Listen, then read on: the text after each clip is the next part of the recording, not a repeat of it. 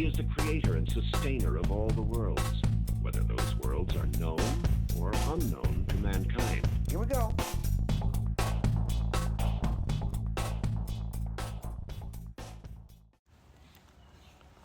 OMAM Chats, episode 2. Curly's wife. Let's look at... where Mr. Gardam mansplains gender to Ms Willmott. Oh, excuse me. No, please go ahead. Yeah, I was like, that's what you asked me to do. I'm a poor woman. Please help me understand. How could I understand? We can cut this. Yeah, we will. Okay. OMAM Chats. Gender. What's your hot take on gender? We can start with masculinity, femininity, roles of people. What's your hot take? I don't know if I have any particularly hot... I feel like my takes on gender in Of Mice and Men are fairly, obvious. No, because we disagree about things. So... What do we disagree about? About Curly's wife. I don't know if we disagree about Curly's wife. I think we do disagree, because I think what you're explaining was that Steinbeck hates women. And I sort of suggested that... I didn't say Steinbeck hates women. Nah, that was your exact words. I don't believe so. What I said is that Steinbeck can be quite nasty to his female characters, but I don't think Steinbeck was consciously concerned about the women he was writing about in the story. I think his focus is very much on the workers, and we as readers can absolutely read stuff into Curly's wife and the very few other mentions of women in the book, and we can extract interpretations from that, and those are valid. I'm not convinced that Steinbeck is overly invested in a conversation about gender, though. But that is irrelevant to our interpretation of it. Could be, and I think you're right there. I think, though, my argument to that is the fact that there are some little textual bits of evidence to me that would suggest that if he is capable of it, that he's making a really clever argument about women in his text. So the fact that Curly's wife is never named, the fact that she is only given the name Curly's wife because she's only identified in relation to Curly, to me that's just a no-brainer, because even in the film, and I've watched the two films that are on the portal, I've watched both of them, and she's given a name in both of those. So the fact that he's not stupid, he hasn't just forgotten to name somebody. Crooks, for example, he's just, used racial slurs are used to identify him at the start, but by page 60-odd, he's given the name Crooks, and we sort of see that as we get to understand him and get closer to him. But Curly's wife is always Curly's wife. She is property. She is not her own person. And when she talks about the restrictions on her behaviour by Curly, I think we get to see that she's treated as a possession, whereas the women, say at the cat house, who the men are all in favour of, they rave about their sexuality and their services and the fun that they have with them. But then you switch it back to Curly's wife, who, not being a prostitute, but wearing red lipstick, wearing red high heels, she's called a tart. She's called jailbait. So she cops the abuse that maybe, you would expect potentially the prostitutes to have. So there's a real double standard being set there. And I think, hopefully, Steinbeck was smart enough to have made that connection deliberately. Yeah. Yeah, look, it could just be that I'm always a little bit hesitant to give old-timey male writers the benefit of the doubt when it comes to gender issues, but he was pretty good. He's addressed race, he's addressed disability. No old-timey writers address disability. True. But also, my main point being, it almost doesn't matter what he intended. Yeah. So we can read all of these things to the book, and it's in there, and there's evidence in the text, and we can make those arguments and support them with evidence of the text. So whether or not it's what he intended is immaterial. It doesn't matter. And there is so much stuff to pull out of what we see around Curly's wife, and all that's, I feel like it's very easy to forget about was it the Aunt Claras? But then there's this weird thing with Steinbeck.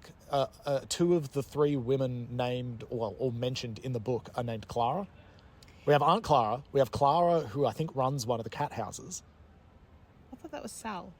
Or a Sally. I thought it was a Clara. Maybe I'm making that up. I'm not sure. I'm going to have to go back and reread. Anyway, we do get quite a range of, I guess, views on women, even if they are extremely brief. That is true. And then, the way he addresses masculinity is also really nuanced. So I guess my struggle with that is saying that, yes, he has these nuanced views on masculinity because they're obviously explored through the contrast of curly and slim, and, one guy being, this externalized tough guy, out to fight everybody, and who is clearly being, shut up, bird, who is clearly being ridiculed throughout the whole text, versus Slim, who clearly has all of that strength but doesn't feel the need to exert it. So I think if he's able to make these really nuanced connections about masculinity, I'd like to believe that he's able to make them about women's experiences as well. And there was a really interesting point that we were talking about in my English 2 class, where we were talking about how the perfect woman, the idealized woman, or the idealized wife in the text and at the time, is someone who is obedient, quiet, subservient, all of those things that we associate with, the 1930s housewife. And none of those things apply to Curly's wife at all. She is not the ideal woman until she is killed. As soon as she dies, she becomes the ideal woman. And the way that the author describes her beforehand, saying she's got this, awful red lipstick and too much makeup, and he's quite critical of her. And then as soon as she dies, she is quiet. She is, pliant. She can't act out against her husband.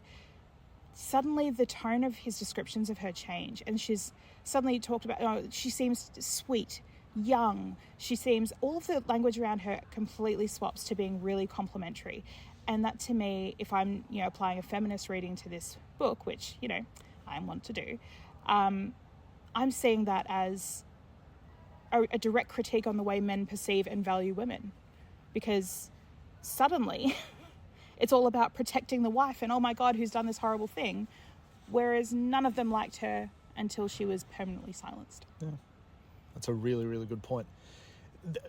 Curly's wife is a truly, tragic figure in the story. Obviously, she dies at the end, and that is part of the tragedy, but she never wanted the life that she had for herself. We know she wanted to be an actor, and especially at the time, being an actor would have meant that, she would have been self-employed. She would have been in charge of her life if she was successful, right? One of the few, I suppose, avenues for women to actually have quite a lot of, say in their work at the time, where they were often kept out of certain areas of work. She doesn't get that. She gets stuck on a farm by herself, isolated, with no one she can relate to, knowing that everyone says all this sort of stuff behind her back, knowing that she's being perceived in this way, and then having to, face the ultimate fate of dying for the sin of wanting company? Yeah. Wanting connection. Someone wanting to overcome the isolation that permeates so much of this book, to the point where the town is called Soledad. Yes. Well, that's a really good point. My last little tidbit about the wife would be that the only people who are sexualizing her are the men and the narrator.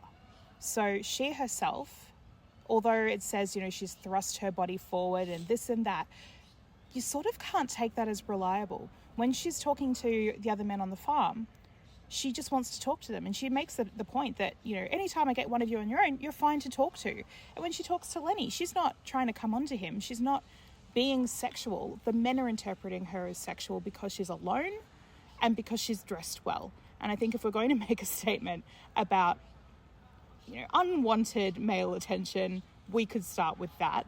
There's no reason to believe at all that she would like to have a sexual relationship with any of the men on site. No, I don't think there's any suggestion of that in the text at all. But that's what they all critique her for, is exactly. being sexual, being a tart. But it's actually, is she, or are you just seeing her that way because she's the only woman on a farm? What about her and Crooks?